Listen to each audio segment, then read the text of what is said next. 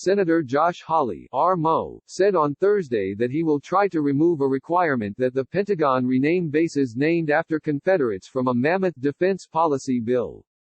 I will offer an amendment to undo this effort at historical revisionism.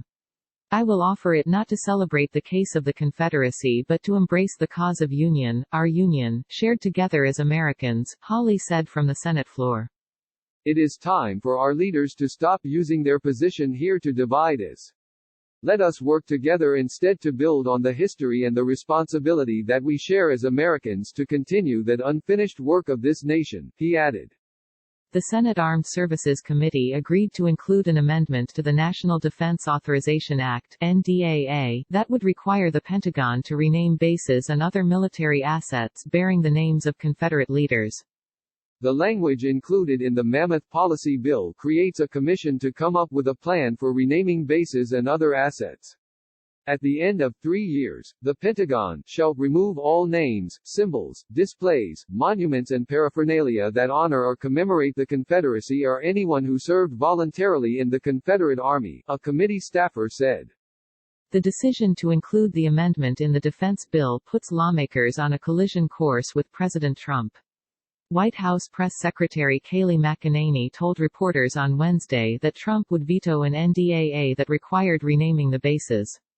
Hawley told reporters on Thursday that he voted against including the amendment because he didn't think Congress should be mandating that these be renamed and attempting to erase that part of our history as a way you deal with history. The amendment was approved behind closed doors and by a voice vote, so there would not be a record of which senators opposed it in committee. Hawley added during his floor speech that the amendment was trying to erase from history every person and name and event not righteous enough and to cast those who would object as defenders of the cause of slavery. However, getting the language removed from the defense bill once it reaches the floor could be an uphill task. It would also, if Hawley is able to get a vote, put Republicans in a politically awkward spot of possibly voting to keep bases named after Confederate figures.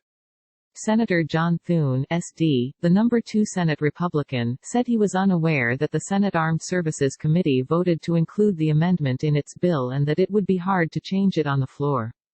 Well, I mean, if it's in the base bill coming out of the committee, then, yeah. Obviously it's a heavy lift if we take anything out of the bill, Thune said.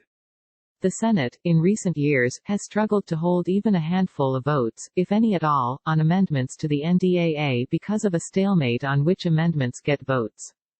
Any one senator can block another senator from being able to bring up an amendment on the floor, which would put it in line to get a vote.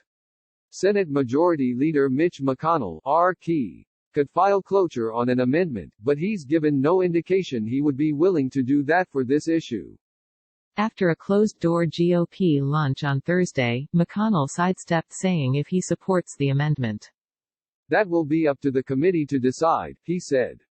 Rebecca Keel contributed.